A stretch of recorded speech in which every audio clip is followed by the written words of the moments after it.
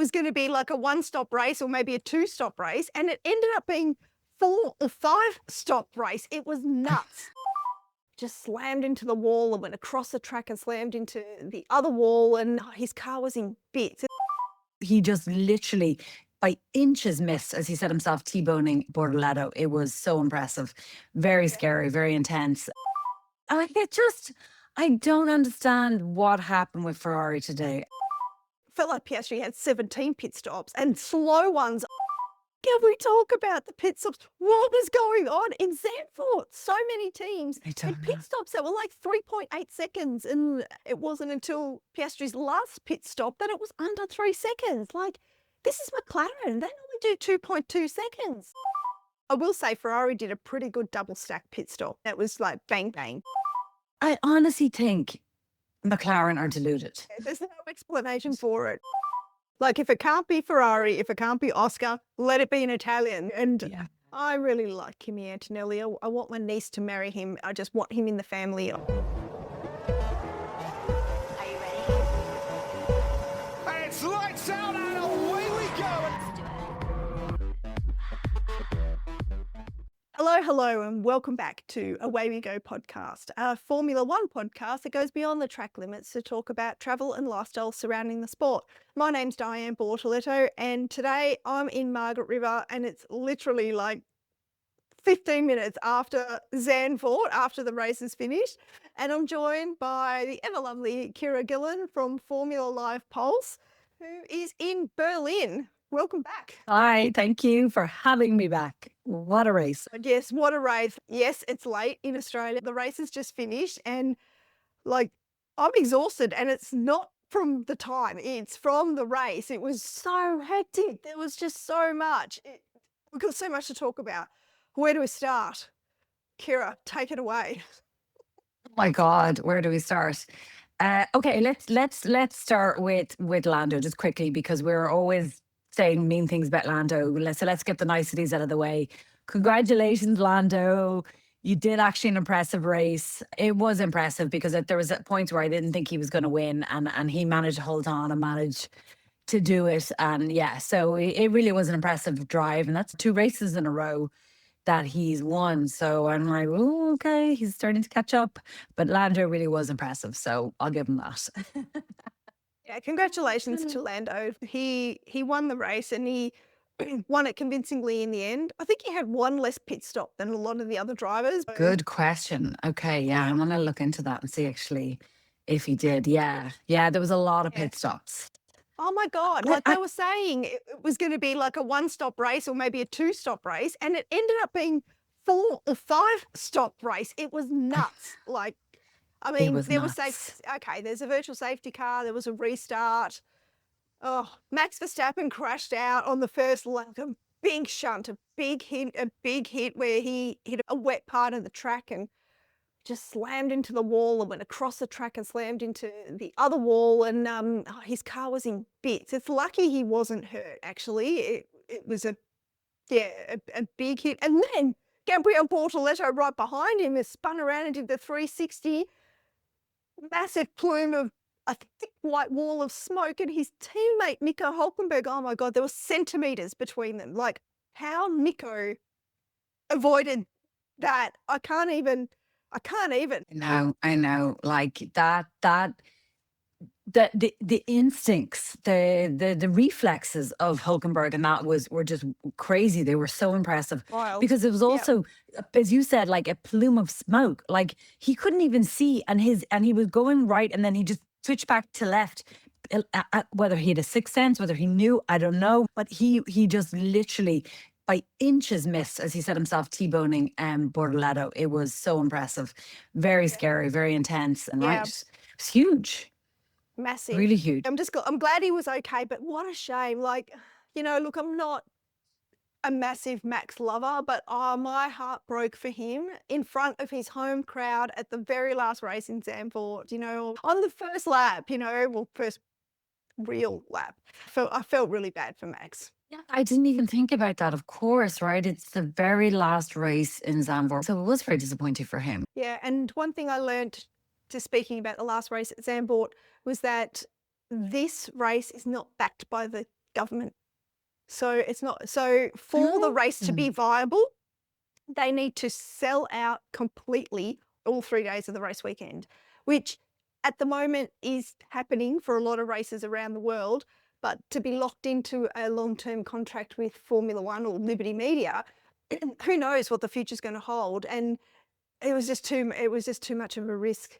The reports that I read, so it was Zandvoort that backed out and said we don't want to renew. Yeah. So I mean, if the Dutch government was underwriting the race or backing the race, which a lot of governments do at Formula One races around the world, maybe it'd still be on the calendar. They looked at alternating years and whatnot, but nothing worked out. So That's really interesting. I also wonder though, like if Max hadn't signed till 2030, because obviously everyone says, oh, Max is going to leave, et cetera, but he is one of the big draws for the Dutch people in Zandvoort, and maybe there was a part of them thinking, God, if he was to leave, we could be in trouble because maybe we can't sell this out, as you say, right? exactly. Yeah, exactly. And with that Mhm. uncertainty, I'm sure that played a part in their decision making. It would have to. So I've got the pit stops up on I just pulled it up as well. Yeah, I have it here as So- well. on the Formula Live Pulse app. If you go, you need to go to more and tyre strategy, and that shows the number of pit stops, right, that Yeah. each driver had. Everyone had one because of the restart, because of Max going off. So Lando had another 2 pit stops. Antonelli had another 3 pit stops. Russell had another 2 pit stops. So that's your top 3 of the race. Hamilton had another 2 pit stops. Leclerc, who was in 5th, had another 3 pit stops. Oh, Piastri, felt like Piastri had 17 pit stops and slow ones. Oh my God. Can we talk about the pit stops? Can we talk about the pit stops? What was going on in Zandvoort? So many teams I had don't pit know. stops that were like 3.8 seconds. And it wasn't until Piastri's last pit stop that it was under 3 seconds. Like, this is McLaren. They normally do 2.2 seconds. Piastri had, basically like 5 different tires, but it felt like he had 20 pit stops. Yeah. It's just crazy. Yeah, he was on hards, and then they pitted him and put him on hards again when he'd only been on hards for like 13 laps or something. I don't understand the McLaren strategy. I wanted to scream at the TV. I just didn't understand it.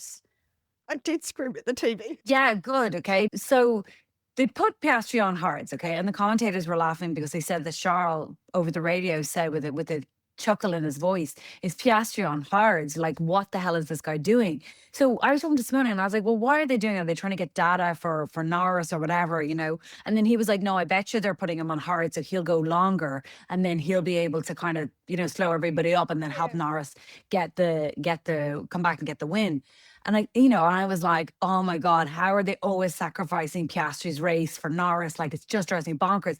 And then out of nowhere, on lap 16, something like that, they pit him. And I was like, oh yeah, to undercut Russell because Russell had pitted. And I'm like, okay, fine if that's what you're doing, but at least get it bloody well right. And then they didn't. It was a 3.8 second stop, and he lost. And he went from being third, where he was on the podium. I know it was early in the race and a lot happened, but then it was like he was driving a tractor. Like, what happened to his car? It really was. But I mean, when he was in third, he was looking dangerous. Did you see that overtake that Piastri did on, was it George Russell? Yeah, it was. Yeah, on the restart. Yeah. Even the commentators on Sky Sports were saying, oh my God, that was just insane. Like, that's not a normal overtaking place. Like, Piastri he just committed and came in and he was fearless. It was brilliant to see. And he was looking really dangerous, and as in looking like he was going to get a great result. Oh yeah. Yeah. The good type of dangerous. Yes, exactly. Yeah. And then the team with the strategy and the pit stops. Oh my God. Yeah. I can't even. I feel like Piastri is driving a tractor. I feel like he is driving a tractor in comparison to Norris. I don't understand it. They put him on softs. You're thinking, okay, great, he's on softs. He's going to fly through the thing. He's like 16 seconds, 15 seconds, and 16 seconds, and it's going slower. And then at one point, when Norris and Antonelli are fighting with Hamilton. Before they started fighting with Hamilton, they say to Piastri, "Oh, it looks like Hamilton's going to go all the way to the end here, so there could be a chance for you." You what? What are you on about? There's 3 cars in between him and Hamilton. I honestly think McLaren are deluded. There's no explanation for it. I get so tired of just constantly being disappointed with McLaren. I've said it 100 times. I just feel like that Oscar's a sacrificial lamb every single time. And, Yeah. you know, Yeah. okay, now he's going to be for the remaining, what have we got, 11 races or whatever we've got left in the season, because Norris has won back-to-back races and Piastri just hasn't been able to deliver the results because of the tractor that he's in. I don't know what is wrong with his car. He's clearly able to drive it. I mean, that overtake doesn't happen if you can't handle the car. But then what happens? Like, did they switch something off in the garage? I don't understand. It doesn't make any sense to me. I mean, the thing is that we were also talking a little bit rationally as well. It doesn't make any sense why they would sabotage Piastri, but I just don't understand it. If you look at all the other drivers from the top teams, they're all within each other. Hamilton and Charles are literally swapping races where they're both besting each other. They finished literally 4th and 5th today. Besides from Russell's issues that he's had, him and Antonelli are like literally neck and neck. And then okay, Verstappen and Hadjar. And Hadjar's not doing too badly, but he's there, he's competing with him. Obviously, Verstappen is the GOAT, so it'd be very hard to be completely close to him. And then you've got Norris and Piastri. And there's just this gulf, and I don't want and people come for me in the comments because maybe I need somebody to slap some sense into me, but I don't want to believe that Piastri is not good enough, that he's lost it, because I don't understand it. The guy was fighting for a championship last year. Like, he's not a novice, he's not an inexperienced driver, and he's not a one-hit wonder. No. Like, No. his first year in Formula One, he won a sprint race. Like, I'm sorry, but he's got talent. So what is going on? I don't know what is going on. You see flashes of brilliance, like that overtake that he did on George Ross early in the race and after the restart. It's almost making the commentary team speechless. It's that bold. Yet things just slip away. Things just fall away. You did mention just then Hadjar, who didn't race at Zandvoort. He had a wrist injury. He hurt it when he was doing his boxing training. Apparently, he wasn't in the race, so they promoted Liam Lawson from Racing Bulls up to Red Bull, and then they brought in Yuki Tsunoda. So Yuki Tsunoda was back on the grid, which is fantastic to see. So Yuki Tsunoda in the Racing Bulls, and I've got to pay credit to Liam Lawson. So Oscar finished in 6th place. We ran through the top 5. Oscar finished in 6th place. Liam Lawson finished in 7th. 7th. Like, driving that car for this new era of car for the very first time. And after the horror that he had at Red Bull, last year, 2 races and then got the boot, demoted to Racing Bulls. That was just awful to see. So happy that he did well. Nico Hülkenberg, 8th in the Audi. Fantastic result. And God, the reflexes on there, full respect. The guy's like 39. Amazing. He did amazing. And Fernando Alonso finished 9th. Oh, the old boys. Let's give him a round of applause. Fantastic to see Aston Martin in the points. Apparently they bought a big upgrade, which paid dividends for Fernando. And then we had Pierre Gasly in 10th in the Alpine. Again, great result. Alpine is just consistently up there, aren't they, in the top 10 lately. And then Yuki Tsunoda finished 11th. First time driving a Formula One car in this era of Formula One car, the new era, and Exactly. he hasn't driven a car since, early December last year. So fantastic for him to finish in 11th, just out of the points. So that's awesome. Yeah. But the race, oh man, there's more to unpack. So we had a few incidents, as Charles Leclerc said, incidents. Yeah, did you see the Williams come together at the end? My God, like, what a waste. What a waste. Like, I don't understand. We weren't shown the lead up to it. We just saw on the broadcast I was watching, we just saw them come together. They touched Albon went off and ended his race, and Carlos continued on and ended up finishing in 16th position, and he was last to finish. But he also got a 10-second penalty. Yeah, for causing a collision, which I wish we'd had seen what actually happened there, and why are those two coming together and racing aggressively? I thought they were kind of mates. They live in the same apartment building, like across the corridor from each other. They've both re-signed with Williams. Is Alex upset he's only got a 1-year deal and Carlos has got a multi-year deal? Is Carlos on heaps more money? I don't know. Look, I am no expert, but it looked to me like Carlos lost grip and slid into Alex. Like it looked like it definitely was Carlos's fault. Without a doubt, it was Carlos's fault. But it just looked like it was one of those things where they were, I don't know, and maybe other people would say, no, Carlos was being aggressive and he, but he just looked like he just couldn't control the car and then just went into him. But he was still holding up the rest of the pack. He is without a doubt driving a tractor, him and Albon. And I think Carlos is probably very frustrated, and that really shows when he's on track then, because he makes these stupid mistakes and is aggressive and hits. Do we know, is it official? Did he get this 30 million euro deal, or is that just rumor? Because I'm fascinated to know. I don't know if Carlos really had anywhere else to go, but I could understand why Williams would try and secure him even more.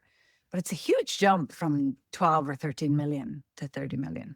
Well, if that's a 2-year deal, that's only 12 million to 15 million, I suppose. If you're talking about a multi-year deal, they don't tell us how long the contracts are with drivers anymore. They used to say a 2-year deal or a 4-year deal. Sometimes they do, sometimes they don't. Like, we don't know how long McLaren have got Lando and Oscar for. It's a multi-year deal. We know how long Red Bull have got Max for. They've got Max till 2030, which is brilliant. I've got to apologise to everyone out there that listened last week, because we published the rumour episode with all the rumours, and then the day after, well, the day of, I think it went live, everything kind of came out, and Max got announced with his new deal, and Carlos announced he was staying with Williams, and so it was all of our breaking down the conjecture and speculation and debating all of that was pretty redundant pretty quickly. But, that's Formula One. What can you do? Well, this is it, exactly. And we could not have predicted it. If we just want to really look really quickly at the contracts, just while we're talking about it, not everybody is signed, because I only realized that afterwards. I realized there's a lot of drivers that are not confirmed. So the ones that are not confirmed are both Mercedes boys. They still haven't signed contracts yet. Hajar still hasn't signed a contract yet. Both of the Racing Bulls, both of the Aston Martins, both of the Haas, and both of the Audi, and Colapinto. So the half the grid still has to confirm their contracts for next year. Yeah. I would be shocked if Red Bull wasn't. I'd be shocked if Antonelli wasn't, and George wasn't. I'd be shocked if, as we said, Bortoleto wasn't staying with Audi. But it's just interesting to see kind of like, I kind of thought everybody was all locked and loaded for 2027, but apparently not. Speaking of Kimi Antonelli, I mean, I thought Kimi drove a brilliant race. Like, he qualified in 3rd. He had a great start, especially with the restart as well. Like, he took the lead off Lando, was yelling at the TV. It was so exciting. Yeah. But that's he ended up finishing in 2nd place, which was great. Great for him, but he just couldn't catch Lando. And then Mercedes gave team orders and made George and Kimi swap, because George was in 2nd place. And then I was confused about that, because there was 11 seconds between Lando Norris and George Russell. Kimi finished 11.53 seconds behind Lando Norris, so he didn't catch him. Are they protecting Kimi's title fight? I don't know why they did that. I was shocked as well. I thought they would let them battle it out, and I think Kimi would have taken Russell no problem, though Hamilton struggled, but I do think Kimi would have taken him. Yeah. I heard Russell going, is he going for the win? Like, is he, what's happening here? Yeah, I'm quite surprised. I'm actually really quite surprised. I still think it's achievable for Russell. Were they worried about Hamilton?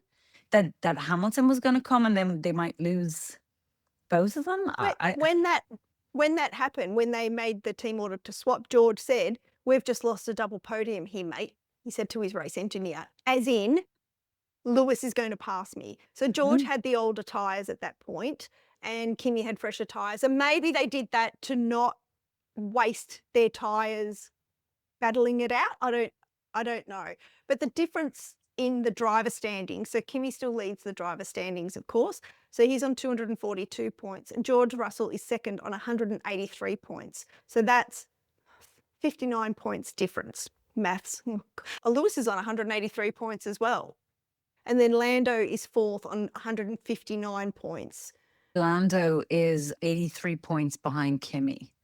I know, it's a tough ask. It's a tough ask. 11 races to go. Yep. Lando sounds like, you know, what he said on the team radio after winning the race. He sounds like he's thinking that there could be a chance at another title. I mean, the upgrades that McLaren bought this weekend were, I mean, the car was looking impressive. Well, his car was looking impressive. Oscar's was looking impressive to start with, like we said. Lando has won several of the races that are to come, in the sense of like he's experienced with them. He knows how to win them. He's won the Dutch Grand Prix. I actually had him on my podium as to win it because I had a feeling about him. I put Kimi as the way I did it. I put Kimi as the ultimate winner, but then I had Lando on my podium.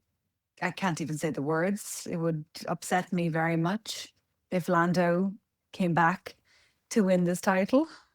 It really would. Would not be enjoying that either. No, definitely not. We need an Italian, we need Kimi to win, or a Ferrari to win. We need Kimi to win. Or Lewis. I think Lewis is a long shot, but I mean, as much of a long shot as George Russell is, the Ferrari car is not looking terrible. I just don't understand Ferrari. No one does. Right? I don't understand what happened with Ferrari today. Then Charles nearly takes out the back of Hamilton at the end. And I'm like, what are you doing, Charles? For one place. What are you doing? And then they're shouting at each other because Lewis is like, I'm faster, but he's on like 20-year-old tires. And so then they end up pitting Leclerc. Leclerc doesn't want to pit. And I don't think he understands that he's losing time. And so then they eventually pit him. And then Lewis is on the radio going, well, thanks for wasting time here. I mean, it's very entertaining for us to hear this back and forth and the complaining. But it's just, as a Ferrari fan, it is very hard to watch. It is very hard to watch. Yeah, it's painful.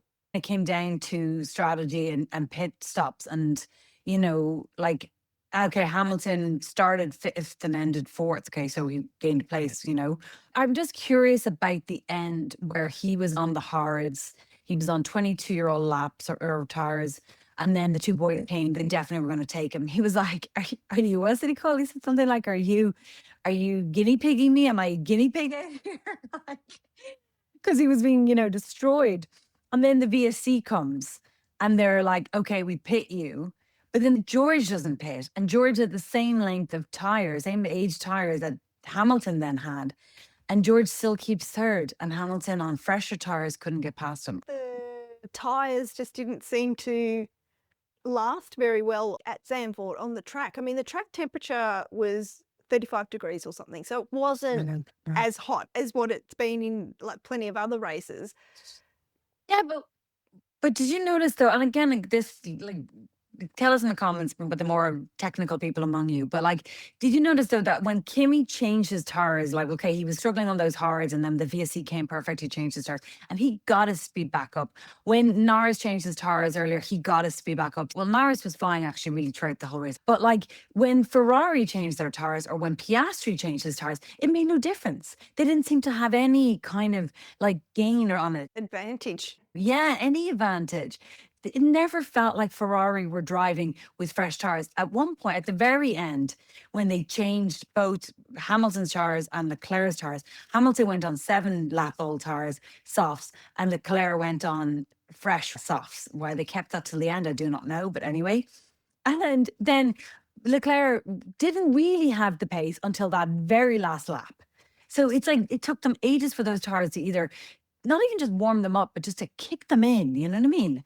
And then they come to life. And I don't know, it must be the car as well, right? Because yeah, it's frustrating. Yes, it's entertaining for us listening to the team radio because Hamilton doesn't really hold back. And I love that guinea pig comment. Like, are you bringing me in or what? I mean, I will say Ferrari did a pretty good double stack pit stop. That looked pretty good. And that was like bang, bang, both of them, one after the other.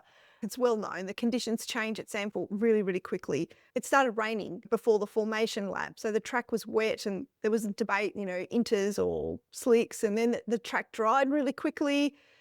They did an extra formation lap because Ollie Behrman, his car just stopped. His engine just stopped. So Ollie Behrman was a DNF.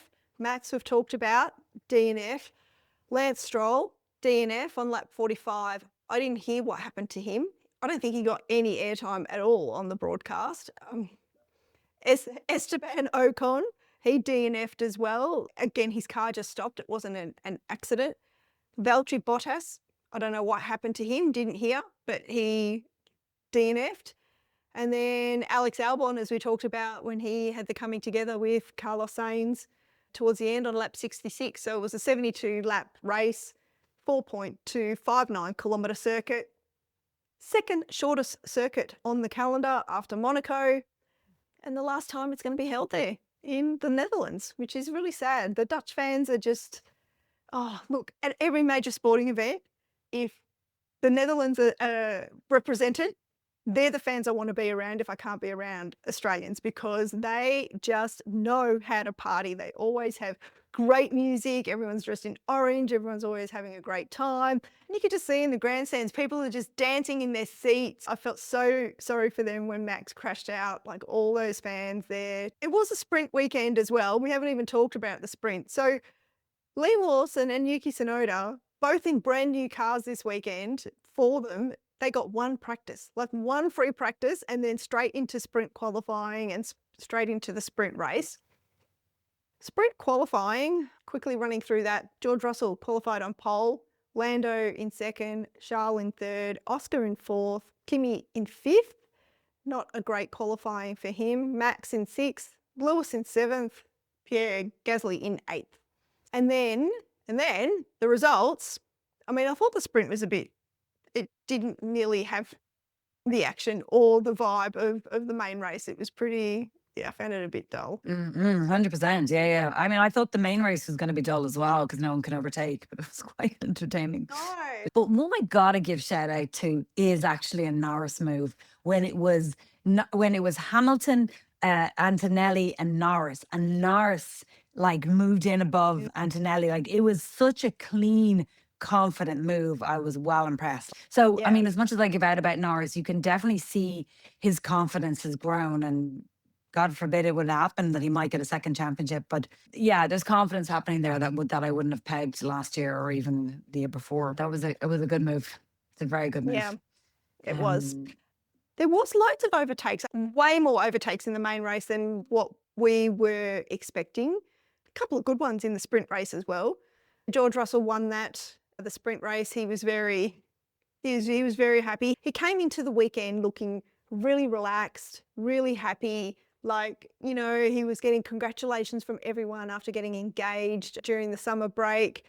And he wasn't even miffed at the post-race interviews for the main race when the question about swapping positions with Kimi came up. And he was like, well, Kimi deserved it. He was ahead of me anyway. And, he probably would have passed me eventually. So I think it was the right decision. I was so surprised. He seemed really chilled about it. Well, at least he didn't lose third. I wonder what he would have said if he'd lost third to Hamilton. I think because he got his podium, I'm sure he probably was more chilled about it. No, in fairness, I'm always very harsh on George. He's actually a nice guy, and I think he's fairly, like, as you say, decent. It's an expected response from him, right? I think at the end of the day, I think he's right. Kimi was faster than him this weekend. Kimi took the lead, took second from him at the start, and was just quicker than him all weekend. And he's right, Kimi would have taken that second place. He definitely would have. I don't think he would have been able to defend against an equal Mercedes with better tires.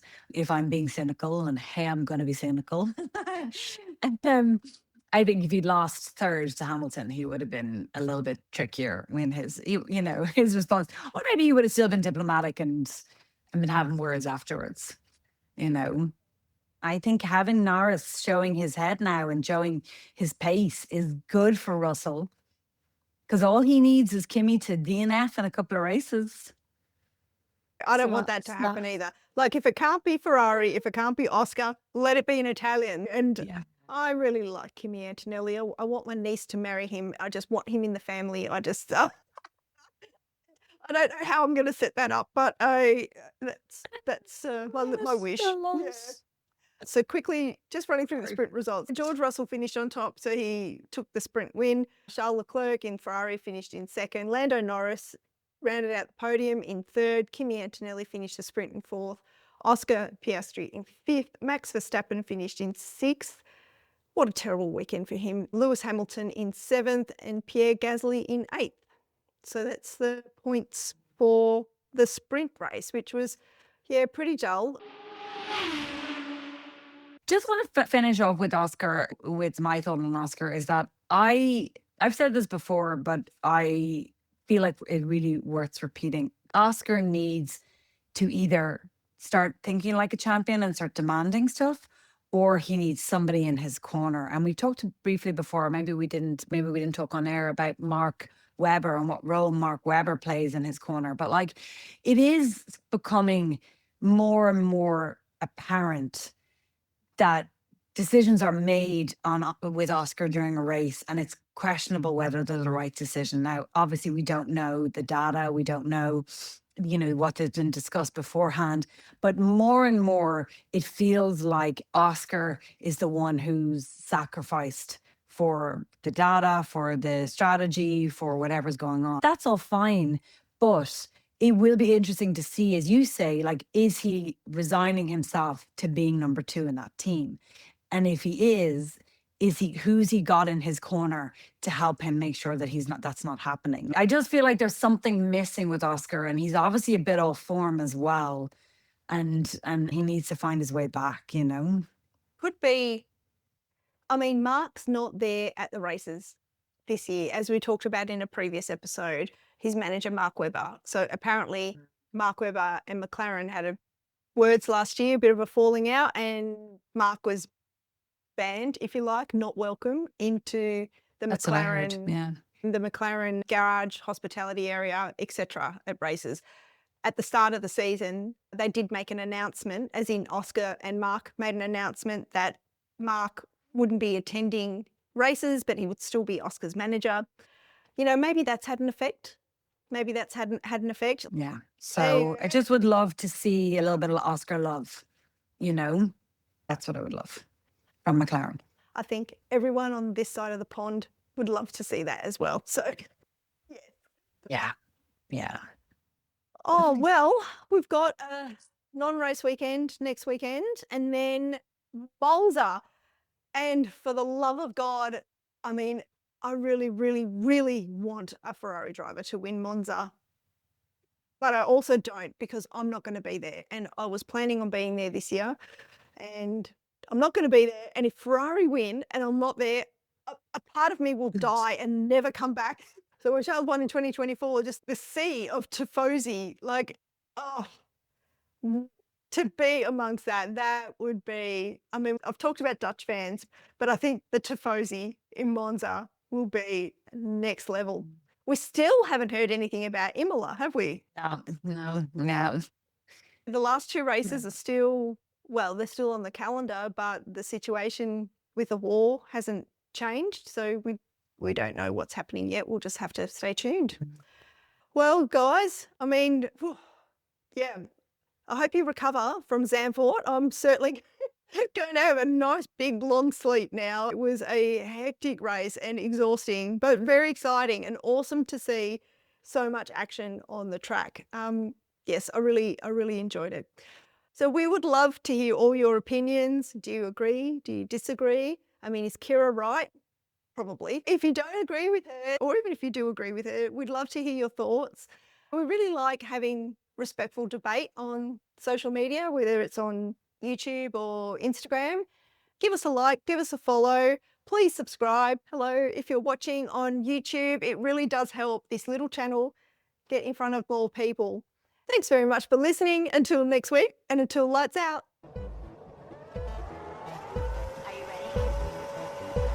And it's lights out and away we go. Away We Go podcast is produced by Diane Bortoletto.